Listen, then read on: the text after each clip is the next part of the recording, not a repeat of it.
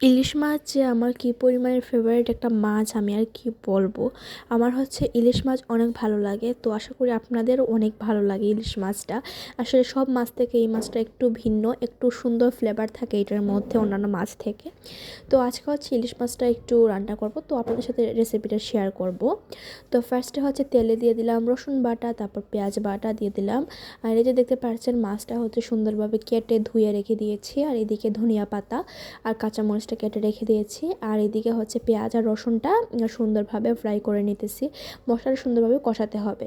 তারপর হচ্ছে দিয়ে দিলাম স্বাদ মতো লবণ, তারপর দিয়ে দিলাম মরিচ গুঁড়া, তারপর ধনিয়া গুঁড়া, তারপর হলুদ গুঁড়া দিয়ে দিলাম। তো এখন হচ্ছে এই সবগুলো উপাদানকে আমি সুন্দরভাবে মিশিয়ে নেব। তো এখন হচ্ছে আমি এই মশলাটাকে খুব সুন্দরভাবে কষিয়ে নিচ্ছি। তো সুন্দরভাবে যখন একদম লাল লাল হয়ে যাবে মশলাটা, তো তখন হচ্ছে আমি ইলিশ মাছের পিসগুলো এভাবে দিয়ে দিচ্ছি। তো আজকে হচ্ছে ফুল একটা মাছই রান্না করব। তো এই যে দেখতে পাচ্ছেন লেজ থেকে ধরে মাথা পর্যন্ত সবই দিয়ে দিয়েছি। তো এখন হচ্ছে এটাকে খুব সুন্দরভাবে পানি দিয়ে দিব, যেন এটা খুব মশলার সাথে ভালোভাবে সেদ্ধ হয়ে যায়, তার জন্য আর কি।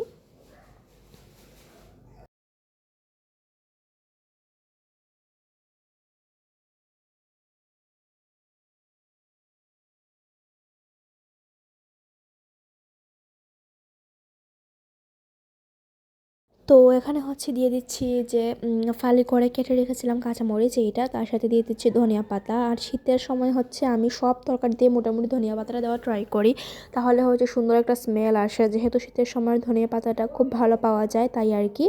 তো এই যে দেখতে পাচ্ছেন ঝোলটা যখন সুন্দরভাবে টেনে আসছে, তো এই যে আমার ইলিশ মাছের এই অবস্থা। আর এটা খেতে কিন্তু দারুণ মজা হয়েছিল। আপনারা চাইলে সরষে ইলিশের রেসিপিও আমি আপনার সাথে আপলোড করব। আমার কাছে এই নর্মাল ফ্রাই থেকে সরষে ফ্রাইটা বেশি ভালো লাগে। তো যাই হোক, এইটাও কিন্তু অনেক মজা হয়েছিল। তো এই তো আমার ইলিশ মাছটা শেষ রান্না করা। তো তারপর হচ্ছে এখানে আমি পিৎজা অর্ডার করেছিলাম সন্ধ্যার দিকে। তো অনেক সময় হচ্ছে বাসার তৈরি খাবার খেতে ভালো লাগে না, তো জাস্ট নর্মালি একটু অর্ডার করে দিই, তাহলে চলে আসে। তো এখানে হচ্ছে পিৎজা অর্ডার করেছিলাম। এটা ছিল নর্মাল চিকেন ফ্লেভারের যে পিৎজা, ওইটা আমি চাইছিলাম হচ্ছে বারবিকিউটা অ্যাড করতাম, বারবিকিউ পিৎজাটা চাইছিলাম যে অর্ডার করতাম।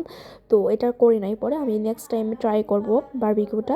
তো এখন হচ্ছে জাস্ট নর্মালি যে সসটা দিয়ে দেওয়া হয়, এই সসটার সাথে খাচ্ছে। ট্রাস্ট মি গাইজ, এই পিৎজাটা অনেক বেশি মজা ছিল, স্পেশালি ক্রাস্টটা এত নরম ছিল, মানে এই রেস্টুরেন্টের হাইপটা এত বেশি নাই, বাট এটার পিৎজা আপনারা মাস্ট হ্যাভ, মানে অনেক মজা, আপনারা চাইলে ট্রাই করতে পারেন।